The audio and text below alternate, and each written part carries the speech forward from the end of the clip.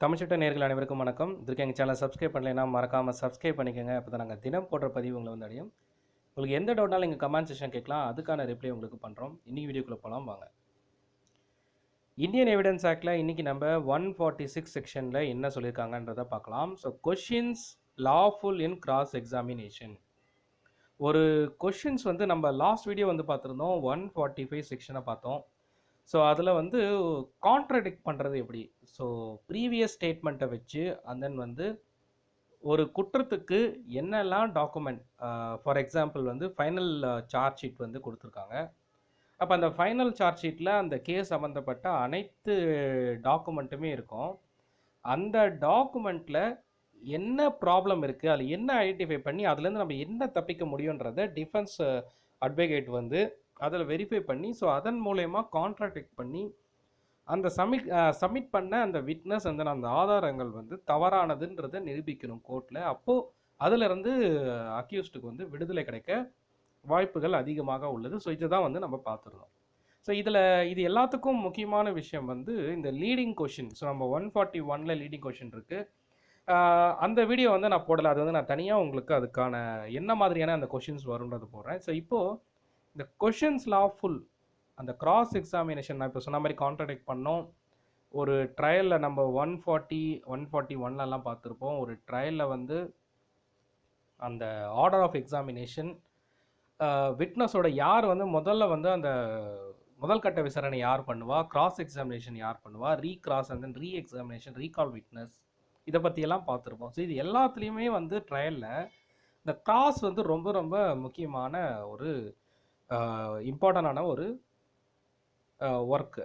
அந்த இடத்துல வந்து பார்த்திங்கன்னா எதெல்லாம் கேட்கலாம், எதை கேட்கக்கூடாது, லாஃபுல் கொஷின்ஸாக மட்டும் கேட்கலாம். அது எது லாஃபுல் கொஷின்ஸில் வரும்ன்றது தான் இந்த 146. இப்போ ஆல்ரெடி விட்னஸ் வந்து சில பதில்கள்லாம் சொல்லியிருப்பாங்க.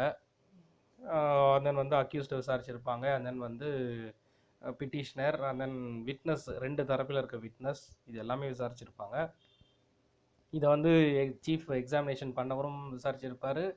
அதே மாதிரி கிராஸ்லேயும் விசாரிச்சிருப்பாங்க. இப்போது கிராஸில் தான் இந்த பர்டிகுலர் செக்ஷனில் என்ன கொஷின்ஸ்லாம் இப்போ ஆல்ரெடி என்னெல்லாம் கேட்டிருப்போம், தொடர்புடைய அந்த பர்டிகுலர் செக்ஷனுக்கு அந்த தட் இஸ் வந்து அந்த குற்றத்துக்கு என்னெல்லாம் தொடர்புடையதோ அந்த கேள்வி கேட்டிருப்போம். இதுக்கு முந்தைய உரை, அதாவது அதுக்கு முன்னாடி அவர் வந்து என்னெல்லாம் வந்து இப்போ எஸ்டோப்பல் வந்து பார்த்தீங்கன்னா 115, 16, 17 ஏற்கனவே ஒரு சாட்சி வந்து கொடுத்து அதை வந்து திரும்பவும் மாற்றி சொல்லக்கூடாது, முரண்பாடாக இருக்கக்கூடாது. முரண்பாடாக இருந்தால் அதுவே வந்து ஒரு கான்ட்ரடிக்ஷன் பாயிண்ட்டாக நம்ம எடுத்துக்க முடியும், கான்ட்ரடிக்ட் பண்ண முடியும். அந்த மாதிரி இதுக்கு முந்தனை உரையும் இல்லை ரிட்டனில் ஒரு வேலை எதனா எழுதி கொடுத்துருந்தாங்கன்னா அந்த மேட்டர்ஸ், அவருடைய கேரக்டர்ஸ், அவரோட நாணயம் வந்து எந்த லெவலுக்கு எவ்வளோ ஹானஸ்ட்டாக அந்த பதிலை சொல்லியிருக்காங்க, அதே மாதிரி திரும்பவும் எக்ஸாமினேஷன் டைமில் என்ன சொன்னாங்களோ கிராஸ் அண்ட் தென் ரீக்ராஸ்லேயும் அதே பதில் தான் வருதா, ஆஸ் பர் த ரிட்டனாக இருந்தாலும் சரி, இல்லை அவர் வந்து ஓரல் எவிடன்ஸாக கொடுத்துருந்தாலும் சரி, அந்த நாணயத்தை சோதிக்கிறதுக்காகவும் கொஷின்ஸ் வந்து கேட்டிருப்பாங்க.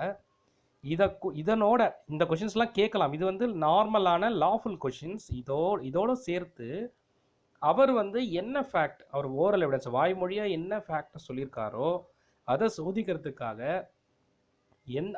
அந்த பர்டிகுலர் ஃபேக்டையும் அவர் ஆனஸ்டாக சொல்லியிருக்காரா இல்லையான்றதை நிரூபிக்கிறதுக்காக அந்த பர்டிகுலர் அந்த நாணயத்தை, அந்த கொஷின்ஸ் வந்து எப்படி இருக்கணும்னா irrelevant டு த ஃபேக்ட் இருக்கக்கூடாது, சர்க்கம்ஸ்டன்ஸுக்கும் அந்த கேஸுக்கும் தகுந்தாற் போல தொடர்புடைய கேள்வி, அவருடைய வாய்மொழி கேள்வியை ப்ராப்பராக அவர் சொல்லியிருக்காரா, ஏற்கனவே சொன்னது திரும்பவும் அதே மாதிரி தான் சொல்கிறாரான்ற மாதிரியான கேள்விகள், அதே சமயத்தில் எக்காரணத்தை கொண்டும் ஒரு டிஃபர்மேஷன் கண்டென்ட்டாக இருக்கா இல்லாமல் ப்ராப்பரான லாஃபுல் கொஷின்ஸாக இருக்கணும். ஸோ இதில் மொத்தமாக தெரிஞ்சுக்க வேண்டியது என்னென்னா, தொடர்புடைய கொஷினாக இருக்கணும்.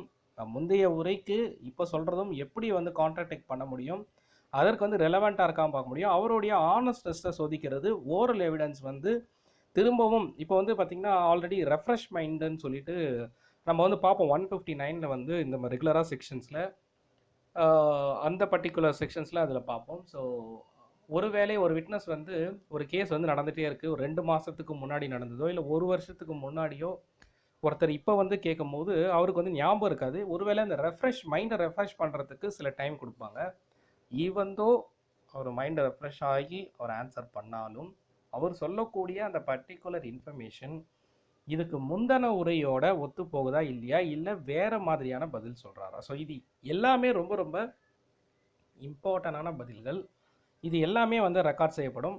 ஸோ இந்த இந்த மாதிரியான லாஃபுல் கொஷின்ஸை மட்டும்தான் கேட்கணுன்னு சொல்லியிருக்காங்க. ஃபார் எக்ஸாம்பிள் வந்து இதுலேயே வந்து ஒரு ரேப் கேஸ், ஒரு எக்ஸாம்பிள் சொல்கிறேன். ஒரு ரேப் கேஸ் இருக்குது.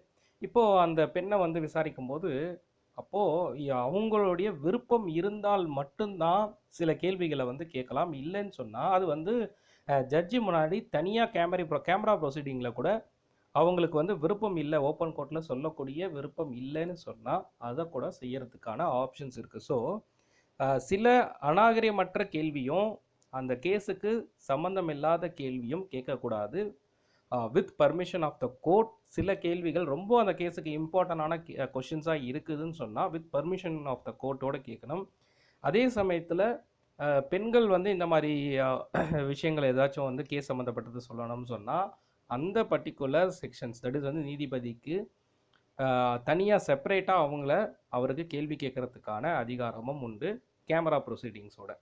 ஸோ இதுதான் வந்து இந்த செக்ஷன்ஸில் ப்ரொவைடராக வந்து கொடுத்துருக்காங்க. ஸோ இப்போ நம்ம இந்த 146ல் நான் சொல்லியிருக்க இந்த இன்ஃபர்மேஷன்ஸ் எல்லாமே எந்த அளவுக்கு லாஃபுல் கொஷின்ஸ் வந்து அந்த கிராஸ் எக்ஸாமினேஷனே இருக்கும் அப்படின்றத நீங்கள் தெரிஞ்சுட்டு இருப்பீங்க. ஸோ நான் கொடுத்துருக்க இன்ஃபர்மேஷன் உங்களுக்கு யூஸ்ஃபுல்லாக நினைக்கிறேன். அடுத்த வீடியோவில் உங்களை சந்திக்கிறேன். நன்றி, வணக்கம்.